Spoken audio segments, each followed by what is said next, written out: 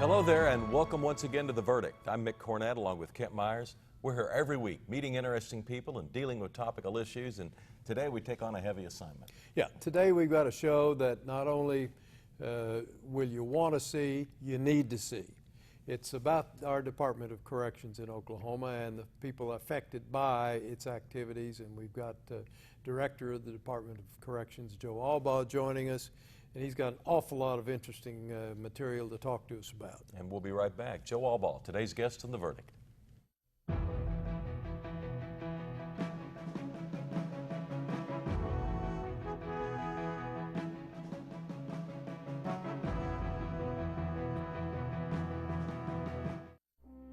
Alabama remembers us.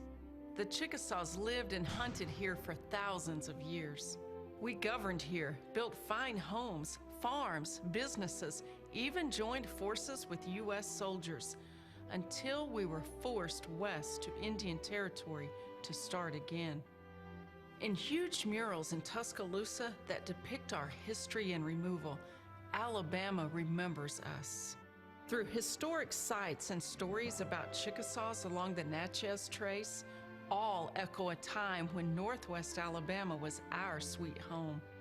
Today, many of us return to touch the earth and trees we once knew so well, and meet Alabamans who lost so much of their own past. When the Chickasaws were removed, in the America we share today.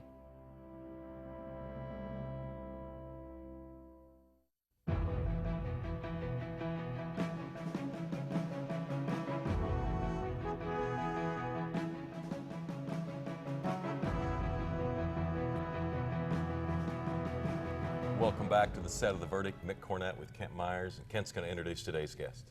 As we indicated in the opening of the show, our guest today is Director of Department of Corrections, Joe Allbaugh. Joe has a very interesting and very challenging background.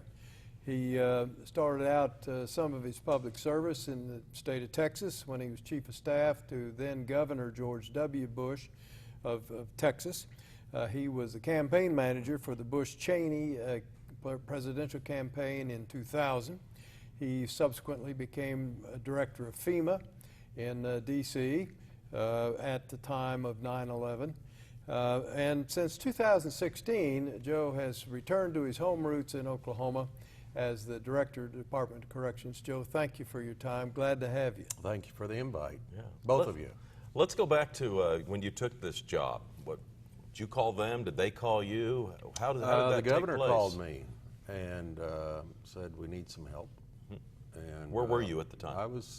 Diane and I were living in Austin, Texas at the time. We'd been there for about 23 years, except for a side trip to Washington with then President Bush, George W. Bush, and that's when I spent 2 years, 13 days as a FEMA director, but who's counting?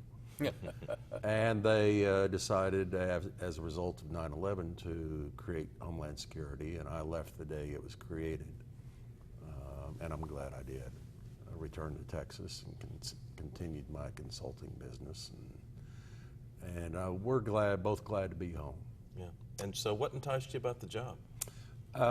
In my life, there are two types of people. There are talkers and doers. I'm pretty much a doer. I like challenges. I like to make a difference. And I pretty much call them as I see them. And sometimes there's a need for that. And Oklahoma just had some rough times with a couple of executions.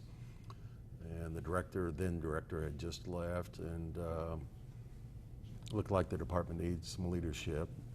Was interviewed by a couple of board members, and after the governor had called me, would you be interested in doing this? I said, yeah, we want to come home. It'd be great.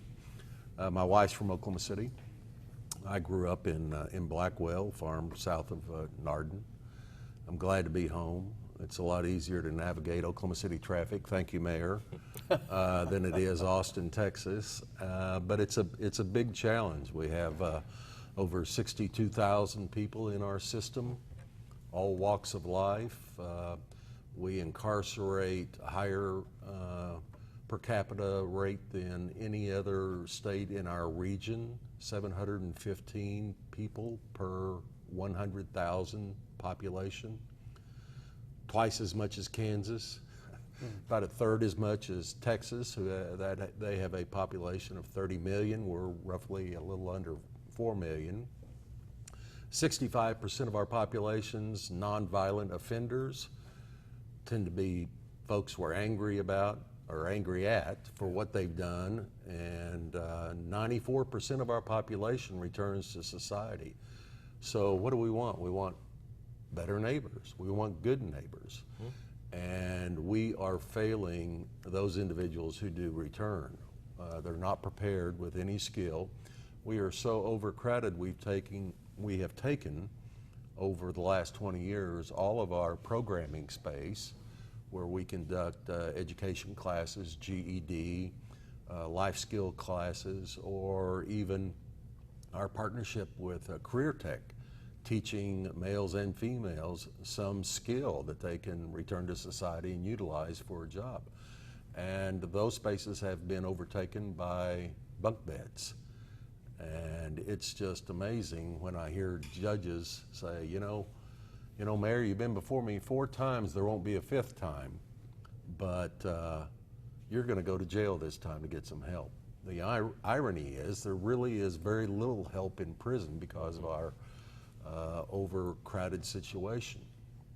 If you count the private prisons that we have 3 private prisons and 10 halfway houses, all contract, paid for by the taxpayer. That accounts for about 8,000 beds. You take those away, our capacity of state institutions is at 146% of capacity. It's crazy. Wow. It's absolutely crazy. How does that compare nationally? Well, we're way above the national average. Yeah. There are many states in the same situation that we're in Oklahoma. The corrections has been ignored for 20, 30 years. It's a part of our society we don't like to talk about, and I represent the ugly underbelly of our society. But you go back to the numbers where 94% return to society after they pay their debt to society. They need to have jobs. They need to be productive citizens. Otherwise, they go back to the streets and recommit the same old silly, stupid crimes that put them there to begin with. We know how to deal with the 6%, the hardened criminals, the convicts. We can take care of those individuals very easily. But the vast majority of these folks sit on their, males and females, sit on the bunks, twiddling their thumbs, causing problems, and in often cases, they're forced to join a gang for protection. Our state is, like any other state, rife with gangs. And because we don't have enough correctional officers, we can't offer the right type of protection to our inmates, so they join the gangs for that protection. Let me ask you a question about the ratio of correction officers to inmates. You're 146% over what you should be as far as population of inmates are concerned. Where are you on correctional officers? Well, I showed up about 18 months ago, and we were about, across the system, agency-wide, we were at about 62% of our authorized slots being filled. We're now up to about 70%. Wow. But we used to have in this agency about 2,500 correctional officers. We're down around a little over 1,700 correctional officers. So we've got a trend upward in inmates and downward in correctional officers. That is exactly right. Seems to portend a problem. And funding has been flat for the last 12 years, you know, just bubbling along, and the incarceration rate keeps going up. We're #1 in women, have been for the last 20 years. The vast majority of their offenses are all drug and alcohol related. They need the right type of programs to help them correct that behavior so they can return to society. Methamphetamine is rampant, not only in Oklahoma, but throughout the country. It's a sad situation. And if we don't do something because of the overcrowded situation that we're in, we're going to have a serious event. Yeah. It's House Bill 780, 781, not House Bill, but the State questions. state questions, Yeah. 780 and 781. We're supposed to provide some relief. What's an update? Well, on it'll that? be years before the effects of 780 really hit our system. 781, there won't be any excess funds available to put toward mental health. 47% of our population has some type of mental health illness, and they're not getting the treatment that they need. It's very difficult because our agency, our system, our facilities are spread out all over the state. It's difficult to hire the right type of health and mental health experts in rural Oklahoma. So most of those skills gravitate to the metropolitan areas, Oklahoma City, Tulsa, Stillwater, Lawton. A lot of those cities don't want prisons. They just don't like the appearance that they're catering to that. But we bring a lot of money to the community. We spend that money as wisely as we possibly can. We have about $2 billion in capital needs right now. Those are ignored maintenance items that have become, delayed maintenance items that have become ignored maintenance items, and it's disastrous. So I'm telling the story publicly. I'm out and about the state. I think the taxpayers have a right to know how their money is being spent, since corrections is a core function of government. We've been around since Adam and Eve were kicked out of the garden, if I remember correctly, for misbehaving. So we're not going away.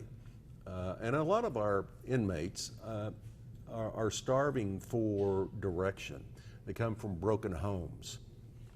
They come from drug-infested families or high crime, domestic violence. I mean, they need help. They've never known anything else, males and females. We have 3 female facilities out of the 24 major facilities that we have. The rest are male. Our largest facility is 2,600 beds. It is a private prison in Lawton, Oklahoma. Let me jump in and get us to a break. And Oh, of course. We'll come back. You have and to pay the continue bills, this don't you? Same line of work. You know the feeling. Or Cox. Cox is underwriting this. We're visiting with Joe Allbaugh. He's the director of the Department of Corrections for the state of Oklahoma. We'll have more with Joe right after this.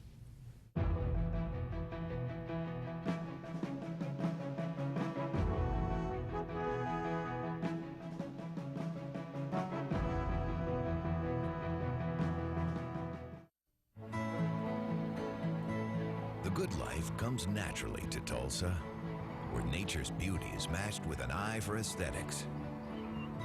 A legacy of neighborhoods graced with lawns and landscaping and handsome homes. A place that seems to have patented an ideal lifestyle. Bank First is loyal to the quality of life Tulsa assures its citizens, to the priority placed on education, culture, and growth. Loyal to builders who transform raw land into residential charm. Developers who see opportunity and add vitality to Tulsa's economy. Bank First serves both enterprise and private lives that need a loyal partner. It's how we help nurture this city's very good life. Bank First. Loyal to Oklahoma. Loyal to you.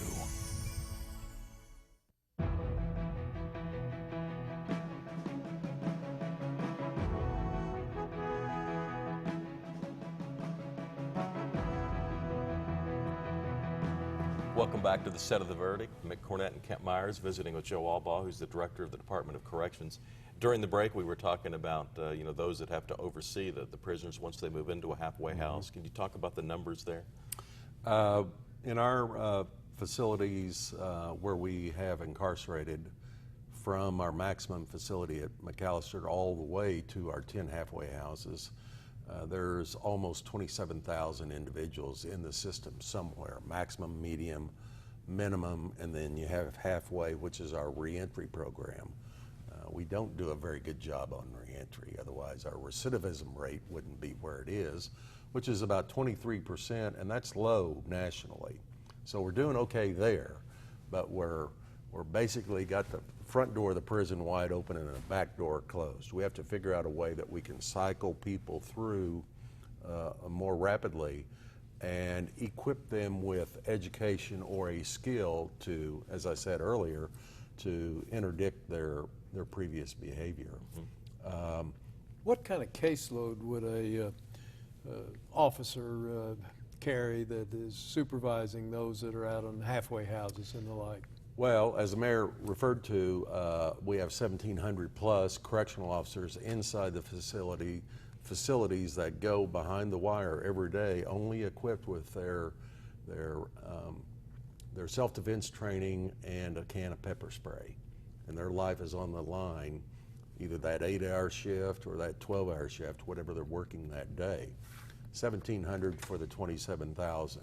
Outside, we have another 34,000 Oklahomans, most of them are Oklahomans, some are from out of state, that need supervision. They're in some type of probation, parole program. And we only have 260 probation officers. So they have a caseload probably in excess of 128 each. And it is humanly impossible to keep up with each one of those individuals. So the sad part there is obviously there are folks falling through the cracks and not being held accountable. That's what we have to do. We have to hold people accountable, set the standards high.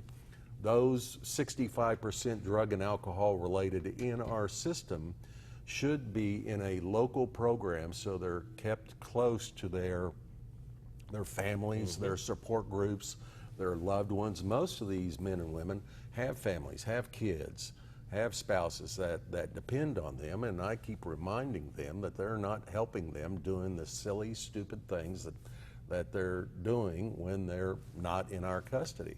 And they agree with that. Some of them really get it, and they want to be equipped.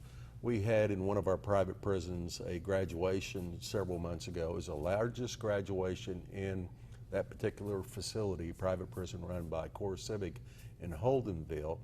60 graduates and 30 people that had graduated through our partnership with Career Tech. So they're leaving with HVAC, plumbing, electrical, some type of skill. They can go out and get a job.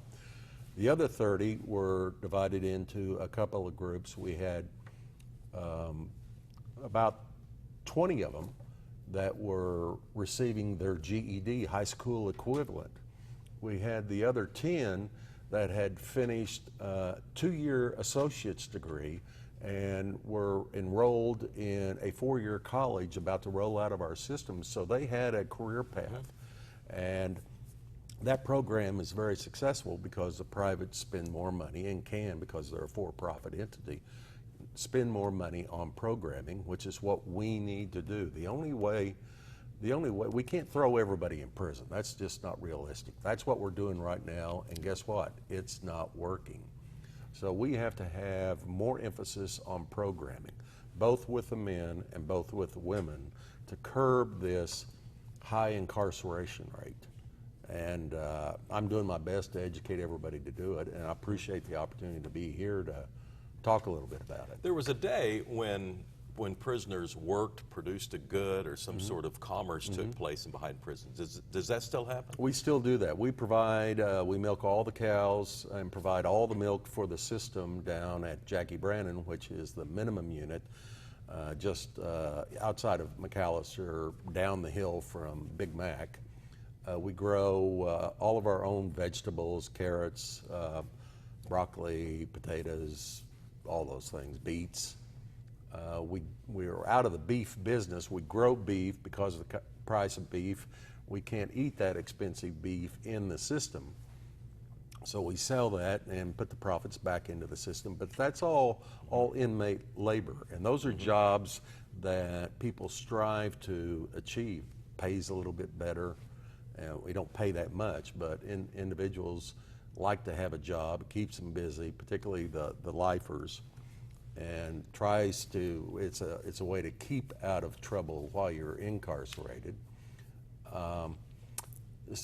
Most of our food product that we have to bring in, we buy from Cisco or U.S. Food, like other vendors provide. But we have our own cooking staff. We have a standardized menu master menu that everybody cooks from. I eat from that. It's not the world's greatest food, but we feed 27,000 prisoners for about $2.64 a day, 3 meals a day.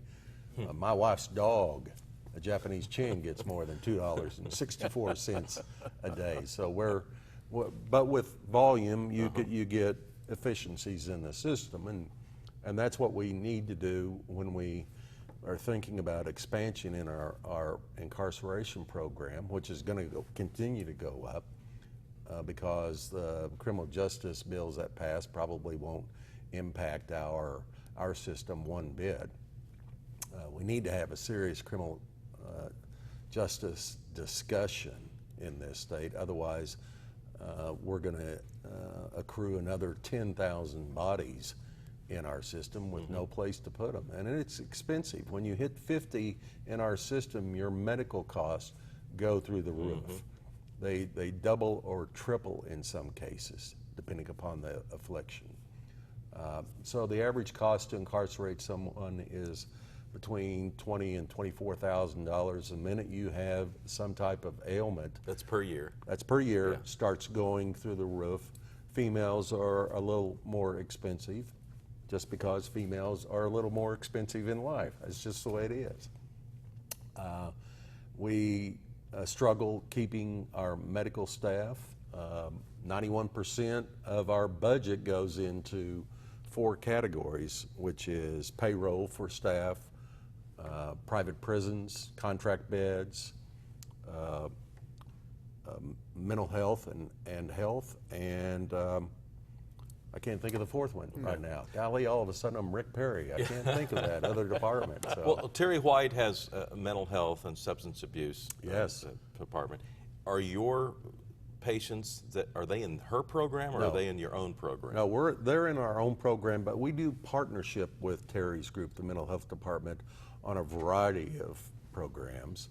And the goal there is to help make that mental health dollar, regardless of which department it is, stretch and go a little bit further. I read some of the articles that were in the Oklahoman, I think you were interviewed for, and I was struck by your infrastructure needs, the fact that the prisons you're in now or the buildings you're in now are not, you're not able to maintain them because the money's not there. Right. Can you expand on that a little bit? Well, Big Mac was built in 1907, and Granite, which is Oklahoma Reformatory, was built in 1909. We still use those facilities today, and we handle prisoners much in the same way we did over 100 years ago. Our software system, which is called an offender management system, is 31 years old. I would venture to say your phones are a little more current than 31-year-old software. And what happens is, because of the age of the software, we have to figure time owed by the inmates by hand. Wow. With a number 2 lead pencil and a Big Chief tablet. About 30 seconds left. What do you want people to know that you haven't been able to? I want folks to know that as the director of the department, we are spending your tax dollars as wisely as we can, trying to honor the law, provide the programs, and take care of these individuals so they can return to society better individuals. But we need help, and legislators need to understand that we are a core function of government, just like education, health, mental health. We need attention, and that requires money if we're not going to address criminal justice reform. Joe Allbaugh, today's guest on The Verdict. Joe, thanks very much for coming on the Yeah. show. Thank you. Thank Really you both. appreciate Kent, it. thank you. Glad to be here. Kent and I'll have a final word when we get back.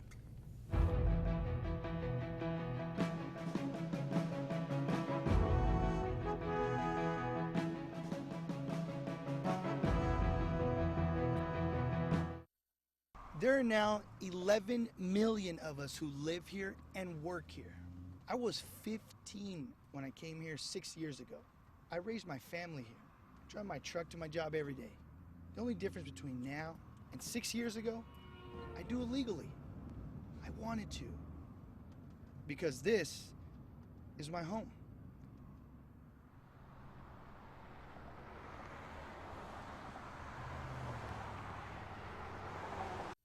All children deserve a life of hope and love, but sometimes they experience a life of pain, neglect, and abuse. When that happens, each child deserves all the quality assistance and representation that can be offered in our legal system. For more information, call 23-CHILD. Oklahoma Lawyers for Children, helping to bring hope and love back to the lives of abused children. You will always be Mom and Dad to me. I think for us, once we got started and we began to see the tremendous need just within our state, it really was just a calling for us. The blessings far outweigh any obstacles that we've faced. You will always be Mom and Dad to me. The Journal-Record is pleased to be a sponsor of The Verdict. The Journal-Record, since 1903, the best source of Oklahoma business news and legal information.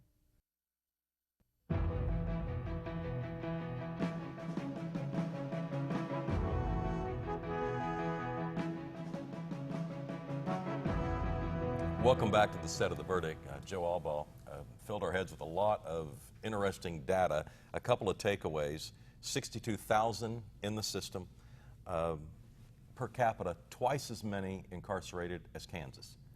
Yeah, and we still incarcerate more women than any state in the union. We're number one there. Well, a lot to think about, and I hope you will be thinking about it. And, you know, corrections is not one of those shiny things that everybody's proud of, but at the end of the day, it's a lot of state money, and it ought to be put to the best use it can. And we all know what a model prison looks like, and we can look at Oklahoma's and say this is not the model system we'd like to have. Let me give you some website information about how you can get more information about Joe and his work at the Department of Corrections. His website is ok.gov/DOC, and we have a website, theverdict.tv. We'll see you on there. For Kent, I'm Mick. See you next time.